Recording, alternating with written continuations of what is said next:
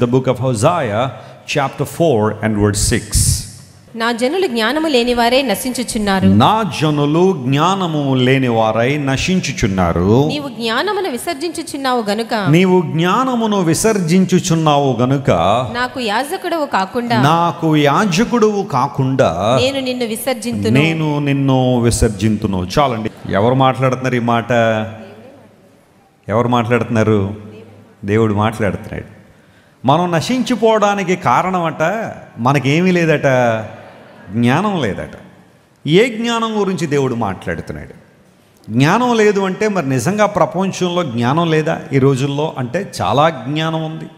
లోకరీతిలో లోకానుసారంగా మనుషులు చాలా జ్ఞానాన్ని కూడబెట్టుకోవడానికి ప్రయత్నం చేస్తూనే ఉన్నారు. చిన్నపిల్లల్ని ఉదయాన్నే లేపి 8 గంటలకే స్కూలుకు పంపించి సాయంకాలం వరకు కూడా చేపలు రుద్దినట్టు రుద్దుతున్నారు స్కూళ్ళల్లో. ఏంటయ్యా అంటే జ్ఞానం కావాలండి.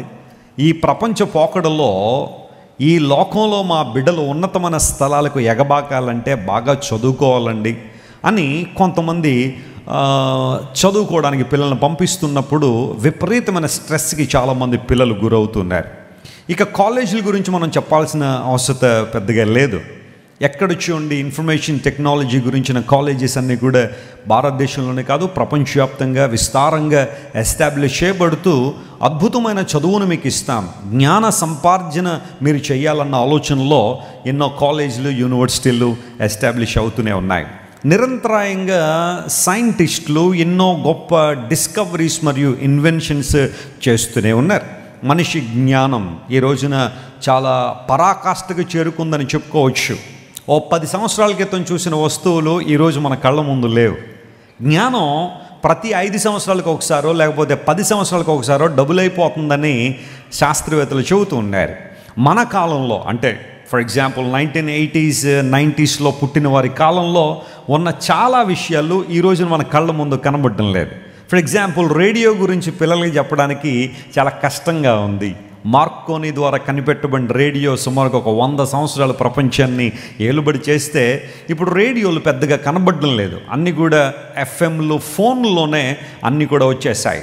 మా ఇంట్లో ఇదివరకు ఒక బ్లాక్ కలర్ రేడియో ఉండేది. మా నాన్నగారు ఉదయాన్నే వాక్యాన్ని పెట్టేవారు. సాయంకాలం వాక్యం ఆ రేడియోలో పెడితే మేమందరం ఎక్కడున్నా ఆ రేడియోలో వస్తున్న వాక్యాన్ని వింటూ ఉండేవాళ్ళు. ఆ తర్వాత టెలివిజన్స్ రావడం, టెలివిజన్స్లో మల్టిపుల్ ఛానల్స్ రావడం, ఆ తర్వాత ఇప్పుడంతా టెక్నాలజీ బాగా పెరిగిపోయి చిప్స్తోనే మొత్తం అంతా కూడా చిన్న చిన్న యూఎస్బి పోర్టల్స్లో ఎన్ని ఛానల్స్ కావాలంటే అన్నీ ఆన్లైన్ ద్వారా పొందుకుంటూ అసలు రేడియోని మర్చిపోయిన కాలంలో మనం ఉన్నాం.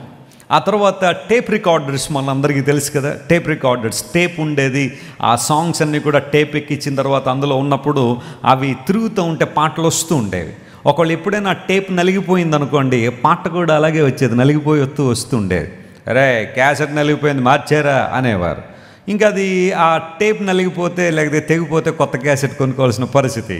ఇప్పుడు అది దాటేసి సీడీలు దాటేసి ఇప్పుడు సీడీలు కూడా కాంపాక్ట్ డిస్క్లు కూడా పెద్దగా కనబట్టలేదు. డివిడీలు సీడీలు ఒక 5-6 సంవత్సరాలు ప్రపంచాన్ని రూల్ చేశాయి, బట్ అవి కూడా ఇప్పుడు కనబట్టలేదు. Technology is growing, increasing.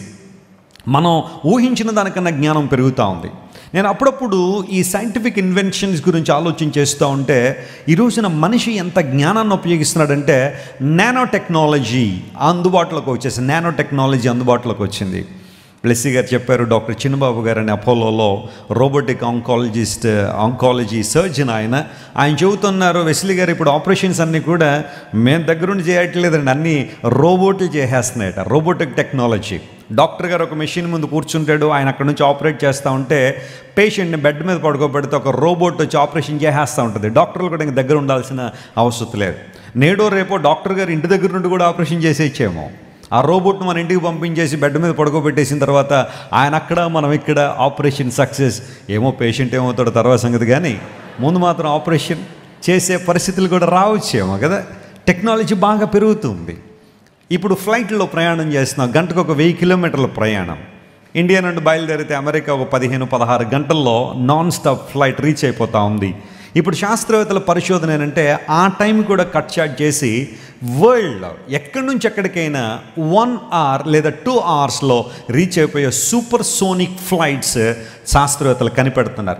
అందులో కూర్చుని ఒక్క కాఫీ తాగి పేపర్ ఆ మూలని ఏ మూల దగ్గర చదివేటసరికి మనం ప్రపంచంలో ఏ మూలకు వెళ్ళాలంటే ఆ మూలకు వెళ్ళిపోయే సూపర్ సోనిక్ ఫ్లైట్స్ బహుశా రానున్న రోజుల్లో మన పిల్లలు వాటిల్లో ట్రావెల్ చేస్తారు ఖచ్చితంగా. ఎందుకంటే అది ఆల్రెడీ పరిశోధనకి వెళ్ళి కొంచెం కుదుపులకు లోనైనప్పుడు టర్బులెన్సెస్ వచ్చినప్పుడు కొంచెం ఎక్కువ కుదుపులు లోన్ అవుతుందని ఆలోచన చేస్తారు తప్ప బహుశా అవి కూడా అందుబాటులోకి వచ్చేయచ్చు. ఆ తర్వాత ఈ రోజున వైద్య శాస్త్రంలో కూడా ఎన్నో పరిశోధనలు చేస్తూ జ్ఞానాన్ని విపరీతంగా పెంచుతున్నారు. ఒకవేళ ఎవరికైనా యాక్సిడెంట్లో కాళ్ళు చేతులు కనుక కోల్పోతే ఇప్పుడు రోబోటిక్ ఆర్మ్స్ అని లేదా రోబోటిక్ లింబ్స్ అని శాస్త్రవేత్తలు కొన్ని రకాలైన చేతులు కాళ్ళు కనిపెడతా ఉన్నారు. అవి తీసుకొచ్చి హ్యూమన్ బాడీకి అటాచ్ చేస్తే మన బ్రెయిన్కి దానికి అటాచ్ చేసినప్పుడు మన బ్రెయిన్ ఎలా చెబితే అలా చేతులు కాళ్ళు పనిచేసేలా డాక్టర్లు రోబోటిక్ ఆర్మ్స్ అండ్ లింబ్స్ని వారు తయారు చేస్తూ ఉన్నారు. ఆ తర్వాత వైద్య శాస్త్రంలో మరొక డిస్కవరీ ఏంటంటే ఫేస్ ట్రాన్స్ప్లాంటేషన్ అనేది ప్రపంచంలోకి వచ్చేసింది. అంటే ఎవరైనా ఒకవేళ కాలిపోయి ముఖాలు బర్న్ అయిపోయినప్పుడు చూడనొల్లని ముఖాలుగా ఉంటే ఎవరో ఫేస్ని పట్టుకొచ్చి మనకు పెట్టేస్తారన్నమాట. అంటే మనం పుట్టింది ఒక ఫేస్తో ఉంటాం, ఆ తర్వాత మరొక ఫేస్తో ఉంటాం అన్నమాట. ఇలాంటివన్నీ బహుశా ప్రపంచంలో రానున్న రోజుల్లో రాబోతున్నాయి. లోక సంబంధన జ్ఞానానికి ఇక ప్రపంచంలో ఎదురు లేదన్నట్టుగా మనుషులు పోటీలు పడి డిస్కవరీస్ ఇన్వెన్షన్స్ చేస్తూనే ఉన్నారు. కానీ what is the knowledge that God is talking about? నా జనులు జ్ఞానము లేని వారే నశించిపోతున్నారు అని దేవుడు అంటున్నాడంటే ఏ రకమైన జ్ఞానం గురించి దేవుడు మాట్లాడుతున్నాడు? ఏ రకమైన జ్ఞానం గురించి దేవుడు ఇక్కడ సంబోధిస్తున్నాడు? దేవుని జ్ఞానం మనుషులకు లేనందువలన నశించిపోతున్నారని బైబిల్లో మనం చూస్తున్నాం. దైవజనులు డాక్టర్ జాన్ వెస్లీ గారు అందిస్తున్న వర్తమానాలు, చేస్తున్న ప్రార్థనలు మీకు దీవెనకరంగా ఉంటే ఆధారాలతో కూడిన దేవుని సువార్త ఇంకనూ ప్రపంచ దేశాల్లో అందించబడాలని మీరు కోరుతున్నట్లయితే ఈ పరిచర్య ద్వారా చేయబడుతున్న సాంఘిక కార్యక్రమాలు, నిర్వహించబడుతున్న చిల్డ్రన్ హోమ్ను సపోర్ట్ చేయాలనుకుంటే 9000333777 అనే నెంబరుకు గూగుల్ పే, ఫోన్పే ద్వారా మీ కానుకలను, ప్రోత్సాహాన్ని పంపించండి. లేదా క్రింద ఉన్న డిస్క్రిప్షన్ బాక్స్లో ఉంచబడిన అకౌంట్ నెంబరుకు మీ కానుకలు పంపించండి. మీరు పంపే ప్రతి కానుక దేవుని పవిత్ర సేవలో వినియోగించబడుతుంది. దేవుని రాజ్య విస్తరణలో పాలిభాగస్తులవ్వండి.